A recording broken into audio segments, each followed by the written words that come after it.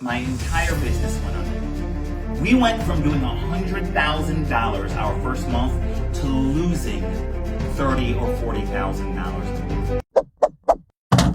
Several years ago, I had this business idea, and I launched this new business, and it kicked butt. We did like $100,000 our first month in business, and I thought that I was on easy street. I'm like, oh hell yeah, count me in. This is awesome. And so when we did $100,000 our first month, I thought to myself, you know what, Devon, you need to grow the business. You need to expand. You need to look for some office space so that you can have all of your staff in-house and that we could grow like a real business. And so I went looking around all over for office space, and then I called my agent and my real estate agent, and we went shopping, and finally, after about a month of looking, I came across this office space, and it was beautiful.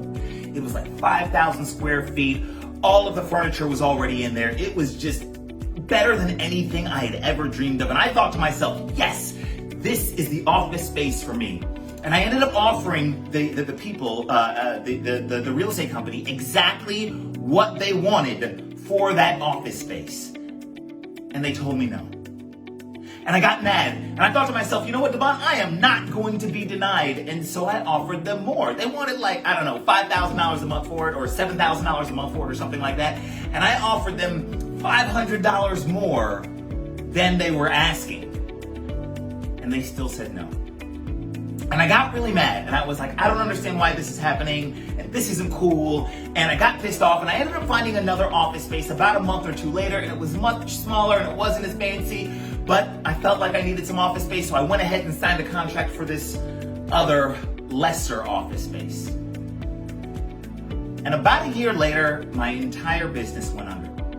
We went from doing $100,000 our first month to losing $30,000 or $40,000 a month. And things got so bad, as a matter of fact, that I ended up having to sublease the new office that I had gotten. All I could think to myself was, oh my God, I've got to get out of this office. I cannot afford this anymore. This is killing me. And so I ended up having to sublease the new office. And while I was going through the process of finding somebody to take this burden, I think it was like $3,000 a month, off of my shoulders, I thought to myself, oh my God, what if I had gotten the office space I really wanted? What if I had gotten the like $5,000 or $6,000 or $7,000 a month office space? Where would I be today? If I had gotten the office space I wanted, it would have cost me a lot more money. If I had gotten the office space I wanted, I would have had to sign a longer lease. If I had gotten the office space I wanted, I wouldn't be able to sublease it to somebody else.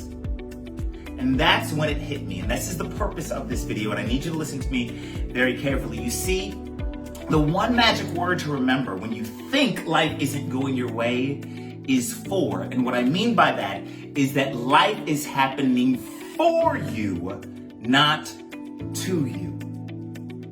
When I didn't get the office space that I wanted, I thought that something was happening to me. I'm like, why is life happening to me this way? But that's not what was going on. What was going on was that life was happening for me. God or the universe or source or whoever you believe in was saying, hey, I'm going to protect you from something that's going to hurt you later on, because I can see around the corner and you can't.